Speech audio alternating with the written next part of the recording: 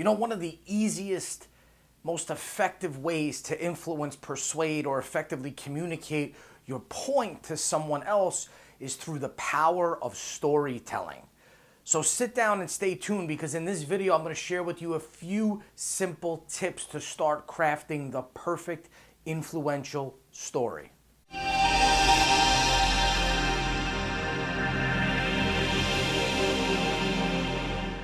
So first things first, why are stories important? Why are they even relevant? Well, you may have heard of a word called resistance. And resistance is what happens anytime you try to influence, persuade, pitch, sell something to somebody. It's like a siren goes off in their mind.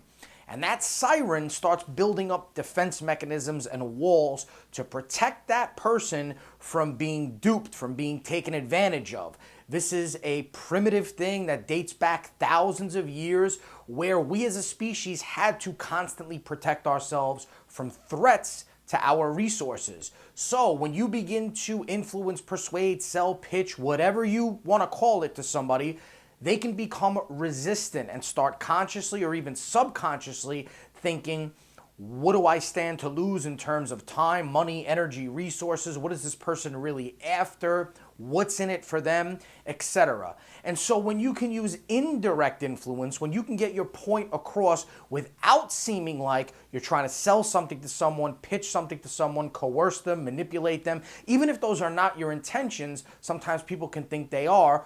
One of the most effective ways to utilize indirect influence is through storytelling. And the reason for that is because the human mind is wired for stories. Storytelling is probably the oldest form of communication. If you think about it, in ancient times, if we wanted to teach someone or show someone how to do something, we did it through a story. I would tell you a story about how I was in the forest and how, instead of trying to wrestle an animal to the ground and kill it, I figured out how to use a bow and arrow and shoot it from a distance and exert less energy. Or I was sitting in the woods and this thought came to me about setting up a trap to catch an animal instead of trying to use a bow and arrow. The point is that when we wanted to convey a point to someone or a group of people years ago, we did it through storytelling. And so the human mind is wired for story. We can't get enough of stories, and that's the reason why Hollywood films gross so much money each year. It's because people cannot resist a good story. So what happens when you hear a good story is you automatically begin to project yourself into the shoes of the main character, and you start to experience the emotions and the behaviors that you believe that that main character is feeling themselves, and you begin to identify with that person. And so in the process of this happening, it's a very good strategy to layer the point that you're trying to make when you want to influence and persuade someone through a story. It's the reason why some of the most viewed TED Talks that you watch today, or some of the most important and powerful and moving speeches that you've ever seen, involve storytelling on some level. So what I want to give you is just a few simple steps to get started, because it is a craft and it is an art. So the first thing is, you got to figure out your key message. You have to really sit down and consciously scrutinize and figure out what exactly is the key message that you want to convey. And you can start doing that by picking a theme. Now, oftentimes the theme might come to you, but sometimes it might not come to you as easily as you want it to. So what you can do is you can list out some possible themes of the story. And then once you've got them listed out, pick one. It could be creativity. It could be persistence. It could be a story about bravery or teamwork. Whatever the case may be, list out the possible themes and then figure out which theme best will resonate with your audience or will be the most congruent to the point that you're trying to make. The next question that you need to ask yourself is, what do you want the audience to believe and do after they hear your story? You see, a lot of people tell stories haphazardly. They tell stories because they think they're cool, or they want to be entertaining, and they want to be humorous, and all those things are great, but they are secondary to the main point, which is actually conveying the information that you want to convey and making an impact on someone and ultimately getting them to think and behave in a way that works for you or in a way that you want them to. So while you can add entertainment factors, while you could add humor factors into your story, and because they're certainly great additions and they'll only enhance the power of the story, the main point is, what do you want the audience to believe and do after they hear the story? So once you figure those three things out, the next thing you need to figure out is, how do you start the story? Where does the story actually begin? First, you need to pick a main character.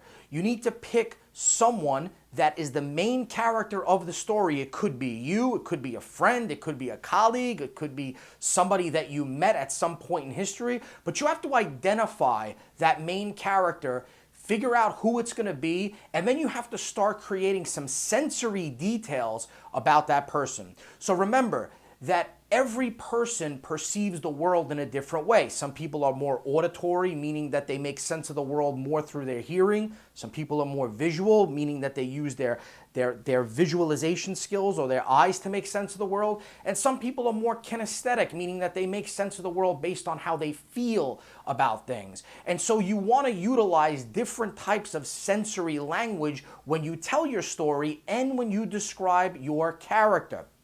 The second thing that you want to do, which is it's a good practice, is to not start with the word story. So don't start your story by saying, I have a story to tell you, or let me tell you a story. Now, of course, this is not written in stone. It's not a universal principle that can never be deviated from. It's just a best practice. Because what happens is when you tell people that, you automatically shift their consciousness, or you shift their attention into one of two different paths.